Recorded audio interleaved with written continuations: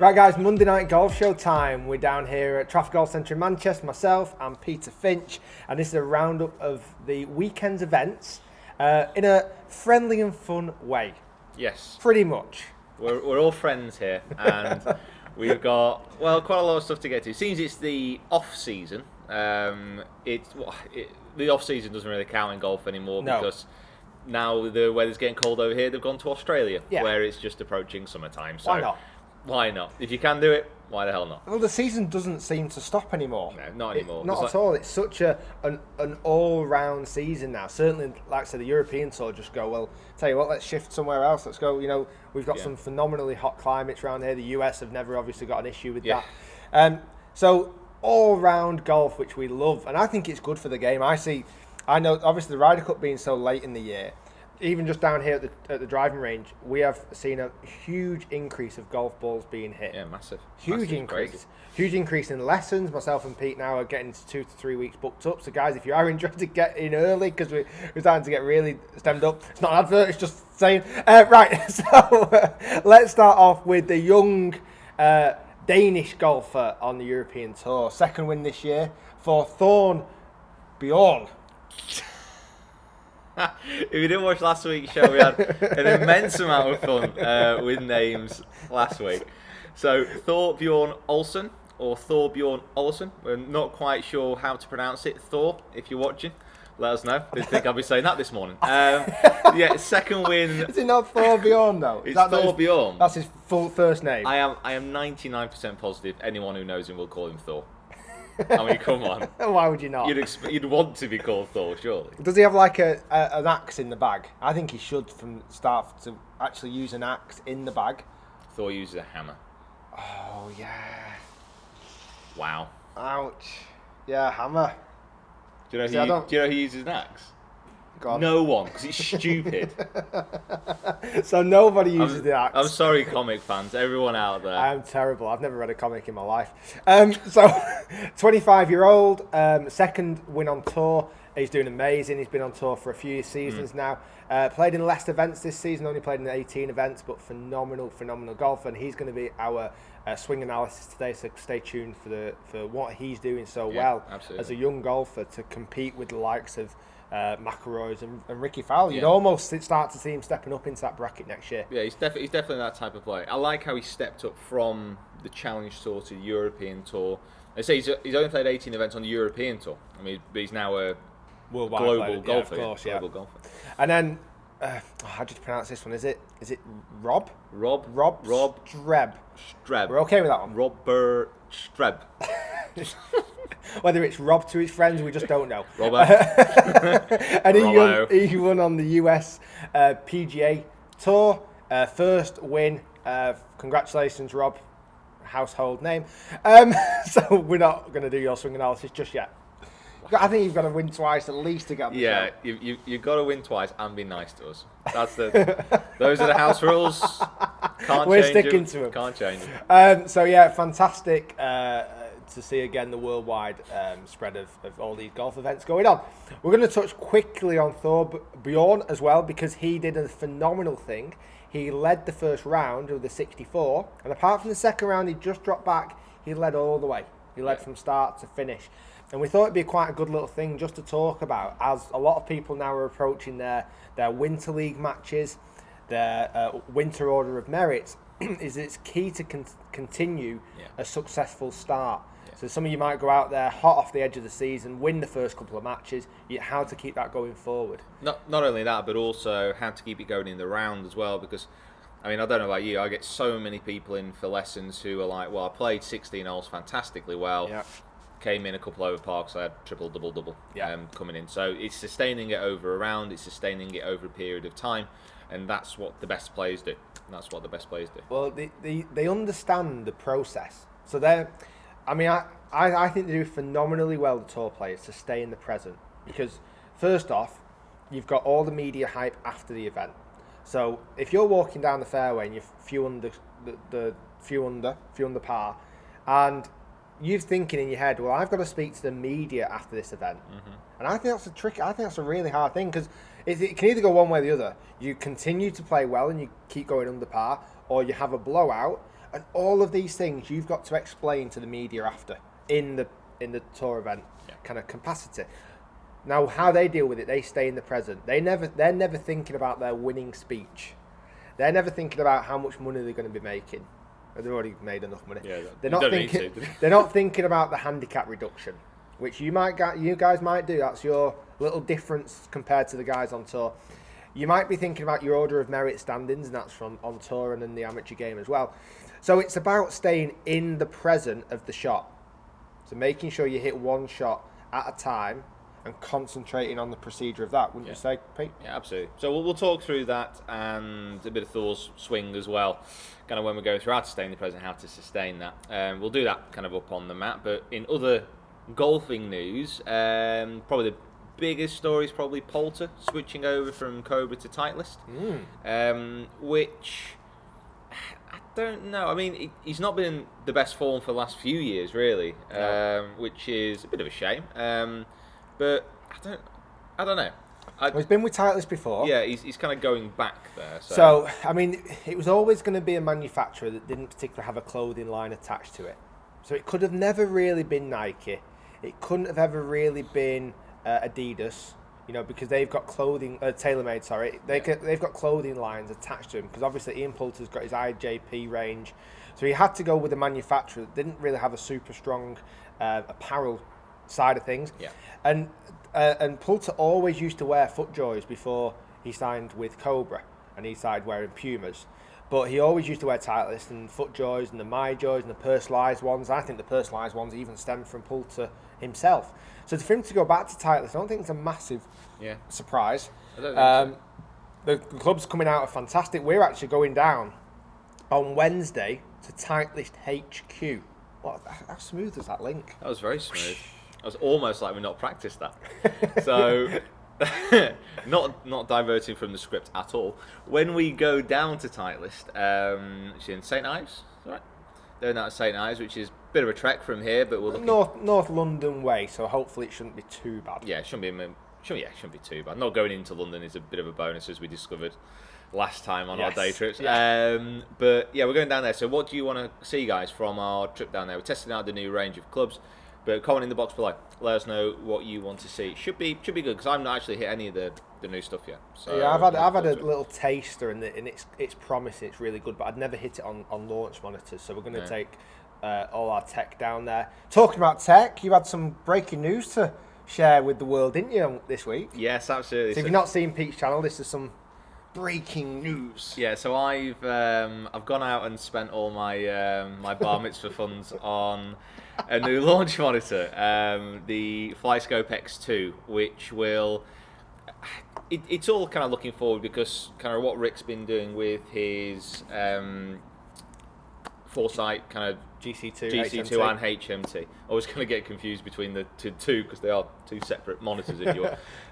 But what he's been doing with those on YouTube, I'm sure you guys have all checked it out. It's been fantastic. So that's something that I want to bring as well. And I just wanted to do something slightly different because two similar launch monitors, it probably won't give you guys the full coverage that it deserves.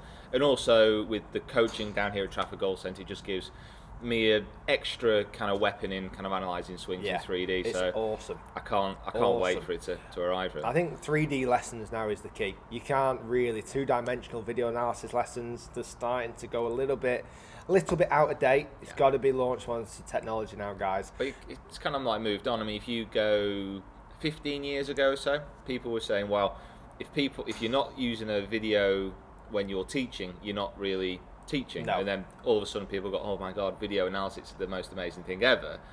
We're now moved beyond that. God knows where we're going to be in 20 years. God knows where we're going to be, but for now you might have just paid off your flight school. Maybe please subscribe. Ready for the new bit. Please subscribe. In fact, I saw a sneaky question in the questions later on, which we are going to include in the Monday Night Golf Show. We had a little experiment last week where I tried to split it. We're going to try and get it all into one, about the difference of launch monitors. So stay tuned to find out the differences between the Foresight, the TrackMan, the GC2, the Flight Scope. Stay tuned for that, guys, because we can give some information about that. So that's the Titleist stuff. And then in more exciting news, we still can't quite spill the beans fully on this yet, but in less than 3 weeks now, 2 weeks and 2 days. Oh God, yeah. We're off somewhere. We're off on a little trip. We have to stay in notes here, hush about it. We can't really spill too much beans about it, but it's going to be incredibly exciting, guys. So make sure. I don't know what clues we can give. I reckon we could give a couple of clues. It'll be hot. It'll be hot. That'll be nice. It'll be hot. So it's obviously not in England. We're going to Ireland. Hey! It's going to be hot. I think we'll stick it there just at the moment. So stay tuned. Guys, for you to get the best first views of every video, you must subscribe. So subscribe now. If you're watching this and you're going, you know what, I don't think I've ever subscribed, do it now. Do it to both channels, because in 3 weeks, or two weeks and a few days, we're going to be uploading some incredible content. You have to be staying tuned to watch that, guys. You really do. Yeah, it'll be worth it. 100% worth it. Right, we are going to do the swing bit in notes, and then we're going to answer your top questions. That's what we're going to do it with the questions now. All the questions were added on Pete's Facebook and Twitter last night using the hashtag Monday Night Golf Show. We're doing the top questions. We're going to get through the best ones that have been posted this week. Guys, stay tuned, and we'll see you on the other side of that. Indeed we will. Right, and Thor, show them what your axe can do. It's a hammer! I use a hammer. Okay.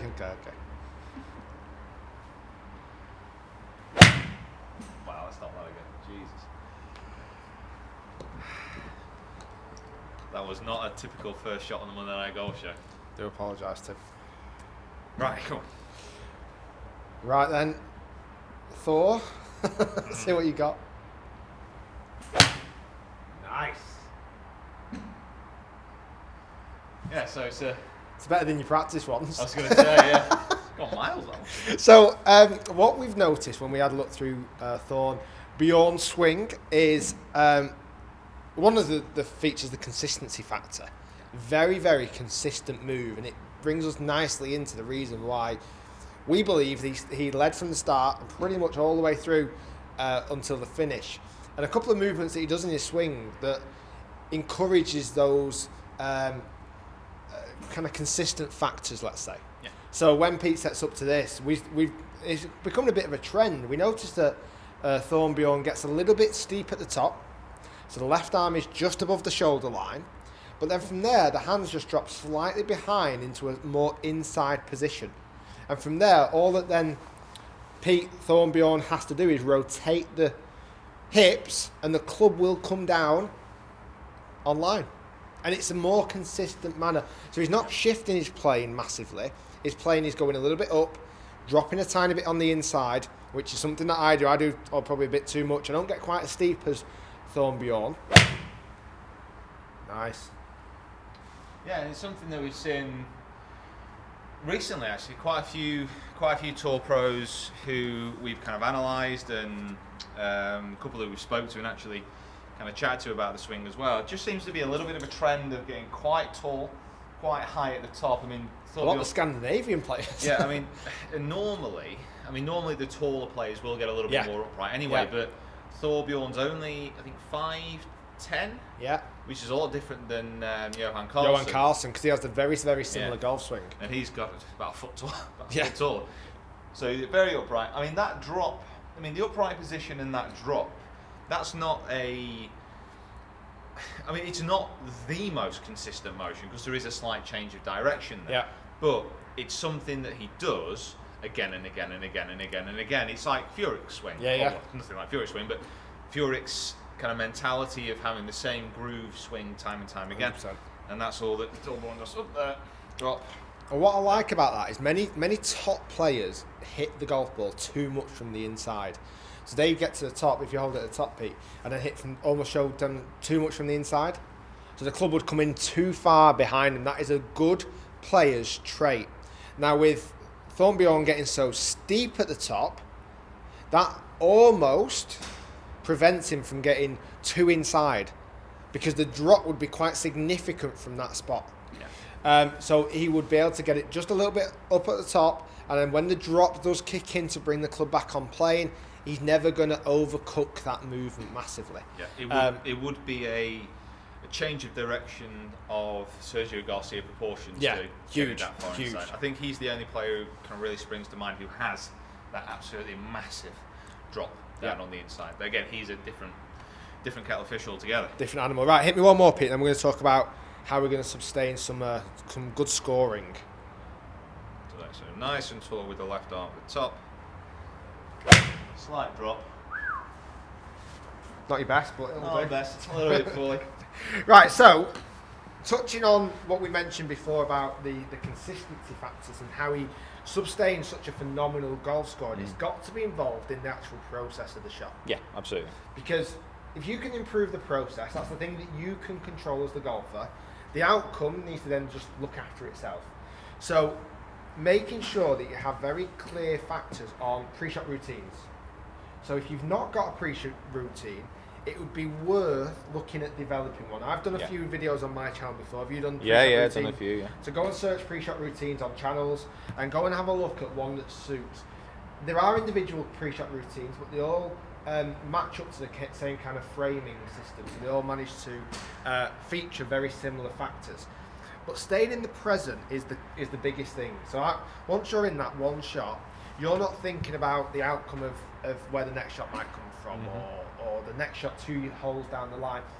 But you're also not thinking about the past. Yeah, precisely. I mean, I think one of the best things that the best players in the world do, I mean, their pre-shot routines are all about focusing on the shot in hand. It's all about focusing on the shot which is taking place at that current moment in time. So not thinking about the shot before. So, for example, I'm going to forget that shot. Yeah, I think we should all forget that shot. So it's not thinking about the previous shot. It's not thinking about the next shot. It's focusing on this shot here. And like Rick said, it's about going through the same process time and time again. It's something that stands out with the best players in the world. It's not that their great shots they approach differently than their bad shots. It's that they approach the shots the same every single time. And I think the biggest thing with this is visualization. So picturing very, very, very good golf shots before you hit. So for example, that one that hit 2 shots ago, that was horrendous. But then the next shot, all I'm thinking about is a very good golf shot. Yep. So I'm visualizing the shape, I'm visualizing the ball flight, I'm visualizing my flights when I hit on my simulator software, when Pete will be hitting on his flight scope, those kind of lines that you see on even on TV. Yeah. And I'm picking that line and hitting that line. So my swing now hopefully is a little bit more consistent. I can then pick that line out. And that's not too dissimilar to the golf shot that I pictured in my head. Yeah. So therefore then I can then move on. I put my club back in my bag without knocking anything.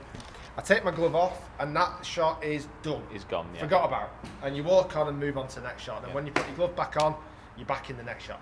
One of the, I mean, that kind of thing about putting the club back in the bag, about taking the glove off, that's all ways to kind of cut that shot. Yeah. The shot's gone, nothing, you can't affect it anymore. And that's probably one of the key things that if you want to improve your kind of mental game on the course, is to realise that if you hit a shot, there's literally nothing you can do after that ball has left the club face to change the outcome. So you don't have to think about it. You can let it go, don't have to think about it. And there's nothing you can do beyond the shot you're hitting to affect what happens in the future, so you can forget about that as well. All you need to focus on is that one point. You can let the rest of it go. Just focus on that shot, and then on the next shot, then on the next shot, the next shot, the next shot. Stay in the present. Perfect. Go and try that. Let us know how you get on, guys. Comment down below. Let's go and answer the top questions this week from Facebook and Twitter. Indeed. Right, guys, that was Thorbjorn. Still struggling to say it. Swing bit. Awesome swing, and I'm sure we'll win many, many, many, many events in the future. Top question time. We're laughing because I've just practiced it about 5 times the name and I still can't get it right. Question time. So we're going to fly over to, this is all on Pete's Facebook platform. So what we did last week, we tried to kind of split the show into 2 to get kind of all your questions in. Mixed response from you guys, because it was just us basically stood on the mat kind of talking through the questions. We might come back to something possibly better ideas. But what we'll do this time, we'll just try something slightly different again and just go for the top questions. Now, the way we're going to do the top questions, this week it's on my Facebook and Twitter, next week it'll be on Rick's Facebook and Twitter. We'll ask you to ask questions using the hashtag Monday Night Golf Show, and the questions that get the most likes those are the ones we're actually going to answer, because just for time constraints and everything else. So if you have a question, ask it using the hashtag. If you like other questions, hit like, and those will get bumped to the top of the list. So ask good questions and like as many good ones as you can. So we're going to start off on Facebook. Stephen Thorpe. I've got Thor in the mind. Stephen Thorpe. From a video that Rick did earlier this week on softballs and backspin. Yeah, if you're not checked out, go and check out the channel. Pro V1s, Pro V1Xs are expensive for the average player. Would you recommend the refurbished or lake balls Pro V1s instead of other golf balls? Right. Laked balls and refurbished ones, you've got to be very, very, very careful. Very careful indeed. I've seen loads of refurbished golf balls that are not Pro V1s. Yeah. Guaranteed. It is literally, they have been painted and they have been not written on. Because I think that'd be quite obvious. Yeah. Hand painted on there. Pro V. But they're pretty much, all joking aside, pretty much that's what they're doing. So they're taking a very, very average, terrible ball in many circumstances and then paint them. They're the refurbished ones. Yeah. So I think you've got to be careful about those. Yeah, and then even the ones that are kind of genuine, say Pro Vs, for example, that have been in the water, as soon as they're submerged in water, they will start to degrade straight away. The cover, the urethane cover on there will start to degrade, not by massive amounts, it won't melt away.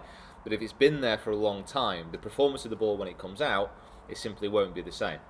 So you've got to be very careful. I absolutely appreciate the fact that those golf balls are expensive. Very expensive. They are ridiculously expensive. And if you're a golfer that's losing more than 3 a round, one, don't be using Pro V1s, potentially, because the standard of golfer that if you're losing more than 3 golf balls a round, you're probably not in the same category for Pro V1s. With regards to the softer cover, there are much softer covers out there, that are a very good price. So, you don't have to use the Pro V1s exactly. There's some phenomenal golf balls from Shrixon coming out already, which are a little bit less priced, the Z-Star, etc. Some phenomenal golf balls from Callaway. I had a recommendation from a Callaway golf ball yesterday. I think it's the really soft one that's coming out, but not premium. But yeah, just be very careful about late balls and refurbished golf balls. Make sure they're coming from you're better off buying. I don't know if it's a good thing to endorse. You're better off buying 3 or 4 off the local lad who comes up to you and says, "Yeah, mate, can you buy them for a $5?" Because they're probably better golf balls in theory. If you get any of those in California, let me know. I can imagine that. Those lads from Manchester coming up to you on the first day. Lad. Do you want to buy these balls? Buy these balls. And you look at them, they're already your golf ball. So be careful. Craig Allen asks, Monty commentating, volume on or volume off? So Colin Montgomery commentating. I was I'm pretty much always an off.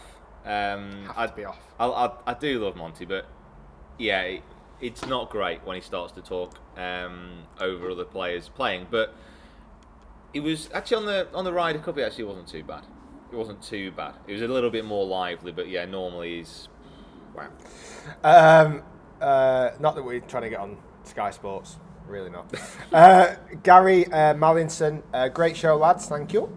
Any recommendations for great apps on your iPhone that you use for golf?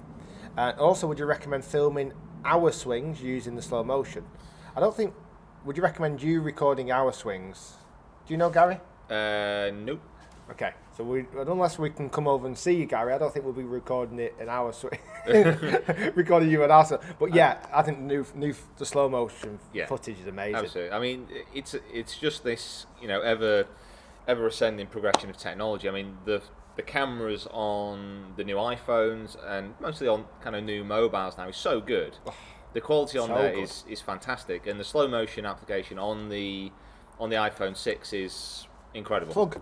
Oh yeah, I did a video just to kind of test it out where I smashed the ball at a cup full of water at 150 miles an hour and slowed the video right down. And you've got to see that. The quality at such a high speed and for such an action shot is incredible. And then we did our kind of videos on the 10th at the Brabazon with our tee shots as well. And the quality is fantastic. Awesome. So absolutely, if you do want to get a video of your swing on your iPhone, Yes, no problem. But do it correctly. Film it from the right angles. Yeah, Film it and from good apps, I would say, good.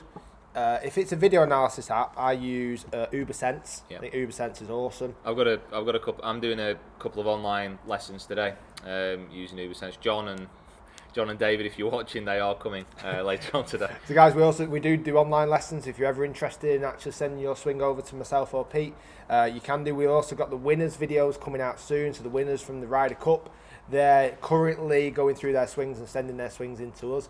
So we might show some of them on the channel as well, actually. Yeah, absolutely. But yeah, so guys, you can have a look into that. Apps, like I say, UberSense is amazing for slow-mo, and then anything that's going to record stats. So Golf Shot is a phenomenal app, the free version. You don't need the GPS version unless you need the distances, but the free version gives all your stats. Craig Bryant. Yep. How much distance do you lose in the winter months?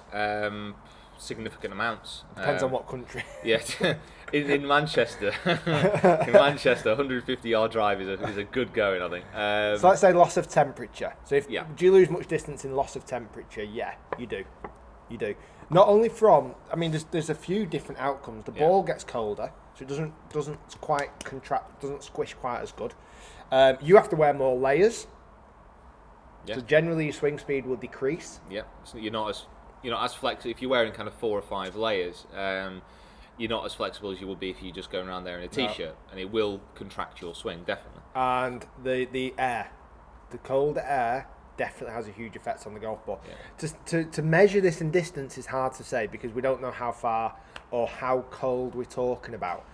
I would definitely recommend, if you're playing a colder climate now than it is in summer, do your distances again. So get to driving range, maybe even not on a launch monitor, because I know the launch monitor I use down here doesn't accommodate for cold distances. So you've got to do it maybe in just a field. Just go out there with a few golf balls, hit some shots and measure it out manually to know how much of a reduction is taking place. And especially with ground conditions as well in the winter, if you are playing in a European climate, so to speak, it's going to be wet as well, normally. So obviously the ball's not going to roll as much, which obviously has a massive effect on the driving distance, because you're reducing the amount of carry distance because of the cold, and then the roll distance because of the ground as well. So yeah, big difference. So guys, we honestly do appreciate all the questions. We've had loads on Facebook this week, loads, and we love it. Keep asking them, because we just need to get more in, and if you like them, go through and like the ones that you like, and they will get popped up to the top. Right, we're going to switch over to Twitter. So this is at PF Golf Pro. Wow. Can I answer this? Yeah, go on then. I don't. The hashtag Insomniac. Insomniac. Yeah. Peter, I'm going to ask you this. Okay. This is like a Parkinson kind of thing. Some of you might not know Parkinson. Peter, why, with your golf swing, are you just not on tour? Well, Rick, thanks for asking that question. It basically this kind of goes back to my younger days when I was actually trying to make it on tour. I was a good player. I was a good player, and I was at a tour event in Surrey, just outside London, North London. Lovely day when I got there, but basically I fell in love with one of the waitresses, and golf went out the window. We took the first boat out of Dover, went over to Calais, took a car, crossed the Alps, went down into Switzerland, eloped, ate cheese. I discovered I was lactose intolerant. Woke up in the morning and she had suffocated on my fumes. So I came back and I vowed never to play on tour again. Tragic story and true life.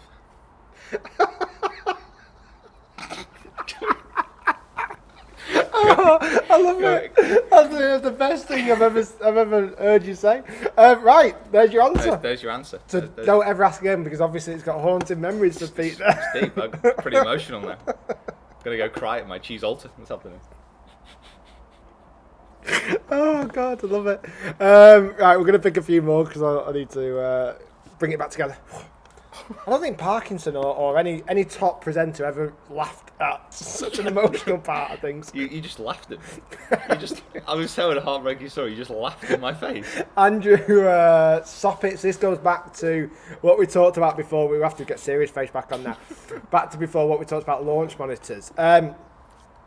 So Andrew asks, what is the difference in data between the GC2, the Foresight, which is the one I have, the Trackman, which is the orange one, sits behind the golf ball, and the Flight Scope, which is Pete's new one, white one, sits behind the golf ball.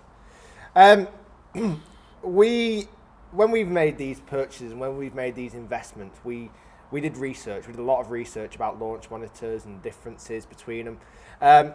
And there's a couple of clear-cut differences. You could put Trackman and Flight Scope in exactly the same bracket. Yeah, exactly the same bracket. It's the same technology. The same technology. One's in an orange box, one's in a white box.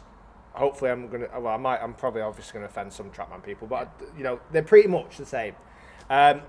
There's difference is in software. So even though the hardware, the actual units are pretty much the same differences, Trackman have one software, Flight Scope have the other, and that can give it preferences, etc. Mm-hmm. The new one now that Pete's got in, it's got a camera as well. Yeah, absolutely. The main difference between the Trackman and the Flight Scope in previous times was they both used Doppler radar to track the ball throughout the flight, but the camera in the Trackman kind of gave backup figures, as it were. It kind of validated what the Doppler was actually showing, and the Flight Scope is now using the same technology. However, from what I saw, just a personal preference, the actual software on the Flight Scope visually, it looked very good. It looked exceptional, good. actually. Trackman is expensive. It's much more expensive than Flight Scope. And I'm sure, no doubt, the people using Trackman will see the value in that. Big time. It's just whether, it's more of a personal preference between why they've then moved to Flight Scope, etc. So those two are very similar. The one that I use, the GC2, that's a little bit different because it sits almost in front of the golf shot, looking into the golf ball. So how Trackman and Flight Scope work, they're Doppler radars. So the simplest way, they send out radars, and as you hit the ball, it sends signals back. And then it calculates, that golf ball has done X, Y, Z. And they are phenomenally good at reading what the golf ball's done. Incredibly good. I mean, these technologies are used, to track missiles. That's how good this information is.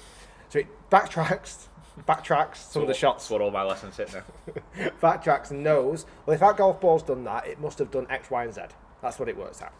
The GC2, that takes direct pictures of the actual golf ball. So there's two cameras in the top unit, and they take 13 pictures each of the golf ball in the first 12 inches of its flight, and it measures the ball speed, the spin rate, the launch angle, everything that both units measure. But mine then, the GC2 then says, well, that golf ball has to have done that, must have done that. There's just two different ways of measuring the same shot. Yeah. In fact, when you get it, we need to do some testing on that. Yeah, absolutely. Probably the difference, the main difference between the two is the Foresight kind of technology. It's directly looking at the club face and the ball. So it's looking that way at the face and the ball, which are moving that way. And from that, it calculates what happens. The Flight Scope and the Trackman sit behind the ball and look out to where it's going. So they will probably... The main difference is the Flight Scope and the Trackman can track the ball better throughout the flight. The Flight Scope, the Foresight is looking the other way, so it can't. But the Foresight tracks the club face and the ball as it's hit. You kind of almost need both. Yeah, a combination of the two would be absolutely perfect. Which is the benefit, and this is, me and Pete had these discussions when Pete was looking into this, that with having two separate units, we can then produce some phenomenal data in the future when we do more collaborations on the channel, I'm sure, about the differences and different flights, etc. So we'll show you all that. Wow. So it went from super deep to even deeper. Yeah. Let's go one more. Pick a good one. Right, last one then, because this is one that's had a favourite. Wow. In fact, it's two. We'll do these last two. We'll do this one quickly. Ed Tolway, because it's been favourited. What are your travel plans over the UK winter? Come to Sydney, drinks will be on me. Thanks, Ed. Well, we talked. If flights were on you, we're there. So we talked about an exciting thing that's happening in 2.5 weeks. another exciting thing, I'm actually going to Australia next year. So guys, stay tuned for that. I'm going to go away with my wife and my child to go and see some family and friends. But I'm going to be doing some videoing out there as well, so stay tuned for that. Elliot Coates, last question of the day. And we kind of want to throw it back at you, really. How old are you both? That is a question we get asked a lot. How old are you both? What do you think? Can I have a guess? I'm trying to cover as much of my face up as I can, I think. I'm alright. Yeah, apart from the receding hairline. Have a I feel alright. And the pot belly. have a guess at how old we are in the comments. We'll try not to be too offended. Yeah, come on, be nice. Be nice. What do you think we are? Let's be honest. I mean, if you want to cheat, check out our Wikipedia page. We're not on Wikipedia yet. Are we different ages? Are we the same age? Are we give us some ideas. Yeah, I think regular viewers will probably know about our past. Well, that sounds a bit dodgy. They'll know about our past together. So I think we'll get some crazy answers. Yeah. I really do. So see how you get on. Right, guys. It's the Monday Night Golf Show in its entirety. We're in one show. We'll get it up. We'll get it showing to you guys to show you the roundup of the week and some exciting news that we've always been doing. Guys, don't forget, as always, go and check Pete out on his channel. Go and subscribe. The questions next week will be on my channel, platform, Facebook, Twitter, so do check out that. I'm not going to be here next week. Just remembered, I'm not actually here next week. Where are you next week? I'm in Edinburgh. Oh my God. What are you doing? Right. I'm away with my current girlfriend. No cheese for me. Current girlfriend? That sounds... That's related back to the story. That either sounds... Carl, if you're watching, I'm not planning to trade you in anytime soon. But or change the status, possibly. It's complicated. So guys, I'll be getting a substitute in them for next week. Let me know who you want to see on my channel. Oh, it'll come back on mine then. Right. Oh God, yeah. We could Skype it. No, we're not going to Skype it. Right. Well, I might as well do it. Comment down below, guys. Who would you like to sit there next week? We had Andy already feature. Yeah. Do you want to see Andy again? Do you want to see someone else? Let us know. Yeah. I mean, I know I'm irreplaceable, but if you do want to see someone else, just let Rick know. Guys, do subscribe and we'll see you all next week.